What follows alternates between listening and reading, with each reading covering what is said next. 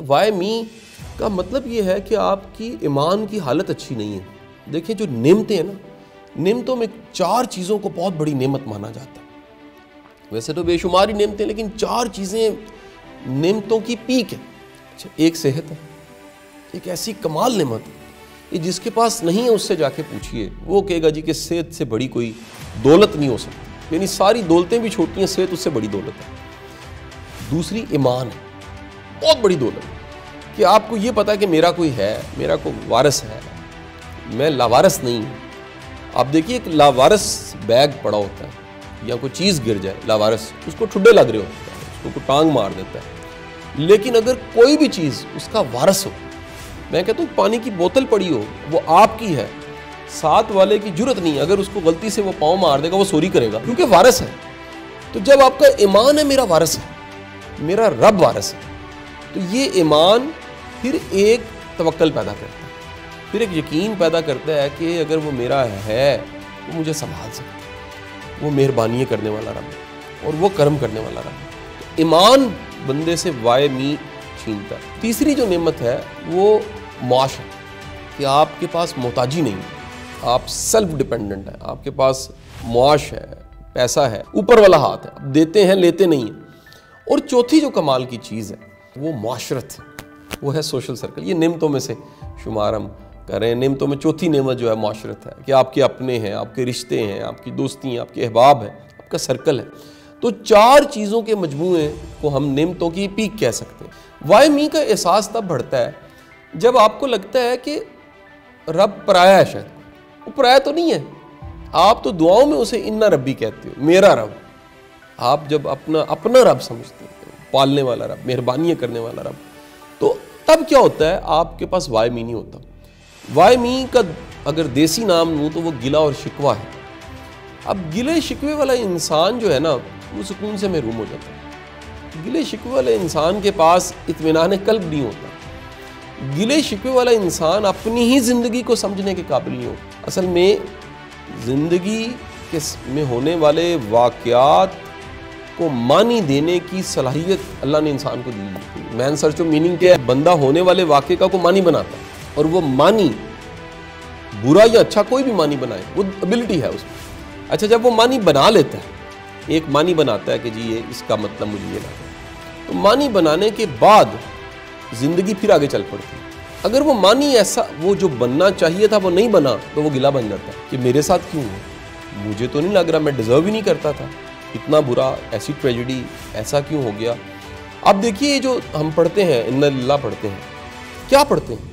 یار اللہ کی طرف سے آیا، اللہ کی طرف لوٹ کے جانا۔ جب آپ آئے ہیں اور آپ کو جانا ہے، یہ 4 دن کا میلہ ہے، پھر گلہ کیسا، پھر شکوہ کیسا؟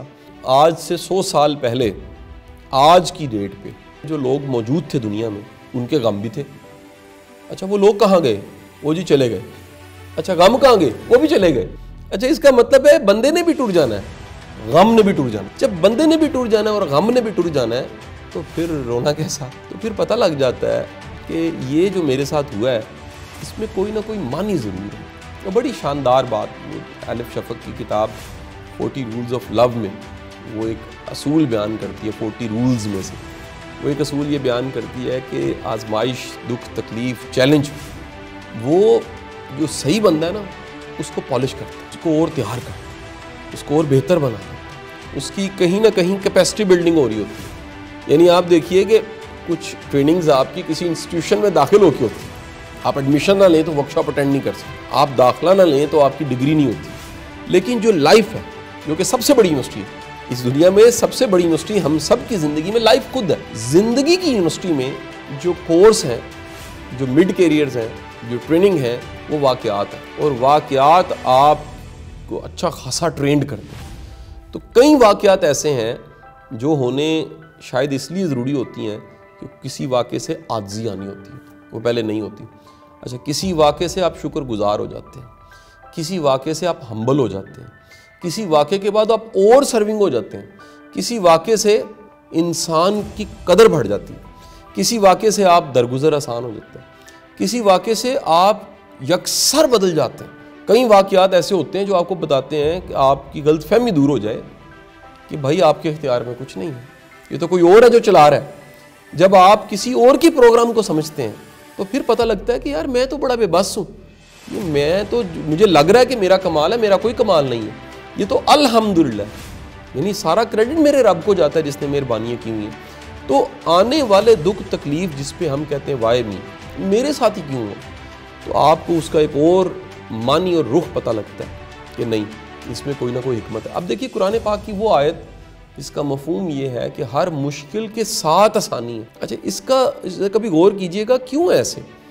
دراصل مشکل ہمیں دکھ رہی ہوتی ہے، اس کے ساتھ آسانی کا مطلب یہ ہے کہ اس کا ایک رخ، جیسے سکے کے دو رخ ہیں، ایک رخ اس کا ایسا ہے جس میں کوئی نہ کوئی فائدہ پڑا ہوا ہے، کوئی نفع پڑا ہوا ہے، اور وہ ہونا بڑا ضروری ہے۔ وہ کہیں نہ کہیں قدرت نے اس کو پنہا کیا، چھپایا۔ اسے بڑا اچھا واصف صاحب نے بیان کیا، وہ فرماتے ہیں کہ قدرت چٹھی پہ دکھ لکھتی ہے اور اندر آسانی اور نعمت ڈال کے بھیج دیتی ہے۔ اب جو لفافہ ہے اس کے اوپر دکھ لکھا آیا دکھ کی شکل میں، لیکن اس کے اوپر اندر چھپی ہوئی چیز کا نام کیا تھا؟ وہ نعمت تھی، تو وہ نعمت کی شکل میں آپ تک پہنچ گیا۔ گزارش یہ ہے کہ وائے می ختم کرنے کے لیے تجدید ایمان بڑھی ہوئی، جیسے اپنے رشتوں میں وفا کا اظہار ہے وہ کبھی کبھی کرتے رہنا چاہیے، جیسے اپنے تعلقات میں کبھی نہ کبھی محبت کا اظہار کرتے رہنا چاہیے، جیسے اپنے پرانے گواچے ہوئے گمے ہوئے تعلقات کو تحفے سے رینیو کر لینا چاہیے، رابطہ کر کے رینیو کر لینا چاہیے۔ اس طرح ایمان کو بھی رینیول کی ضرورت ہوتی ہے کہ آپ دوبارہ یاد کریں کہ یار رب کتنا مہربان ہے، وہ کتنا فضل کرنے والا ہے، اپنی مہربانیاں کی۔ تو جب آپ اس طرح یاد کرتے ہیں تو پھر آپ کے دل میں اطمینان پیدا ہو جاتا ہے۔